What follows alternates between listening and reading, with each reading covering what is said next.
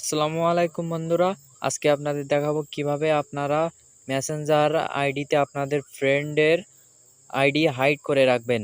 এই হাইড করার কারণে আপনাদের বাবা মা বা ফ্যামিলির অন্য কেউ যদি আপনার ফোন হাতে নেয় বা বন্ধু বান্ধব কেউ হাতে নেয়, তাহলে আপনারা যে আপনাদের প্রিয় মানুষ বা অন্য কারোর সাথে মেসেজ বা কল করে থাকেন, সেই সব আপনাদের গোপনীয় খবর কেউ টের পাবে না। আপনি ছাড়া কেউ টের পাবে না।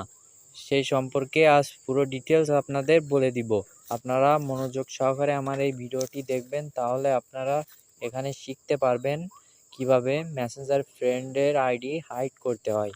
আপনারা মনোযোগ সহকারে দেখবেন, একটুও স্কিপ করবেন না। তো চলুন আমরা ভিডিওটা শুরু করি।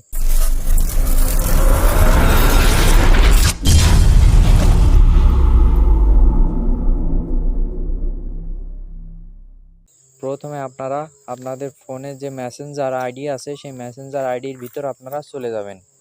যাওয়ার পরে এখান থেকে এই যে উপরে যে আইডি আছে, আমি আপনাদের দেখাবো এই উপরের আইডিটা হাইড করতে হয় কীভাবে।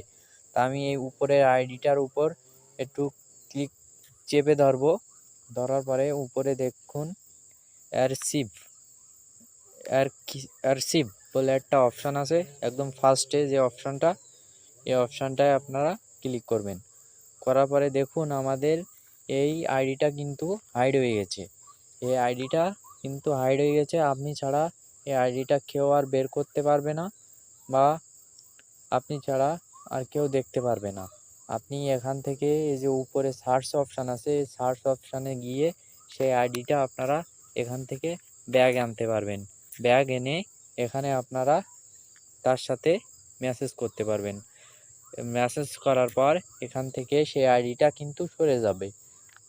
পরবর্তীতে আপনারা এখান থেকে সার্চ করে আবার এখানে আপনারা মেসেজ করতে পারেন, তার সাথে মেসেজ করতে পারেন। কিন্তু অন্য কেউ যদি আপনার ফোন হাতে নেয়, তাহলে আপনাদের এই মেসেজ আর কেউ টের পাবে না। এইভাবে আপনারা এই কাজটি করবেন, তাহলে আপনাদের ফোন আপনারা যাদের সাথে মেসেজ করবেন, এই মেসেজ কেউ দেখতে পারবে না।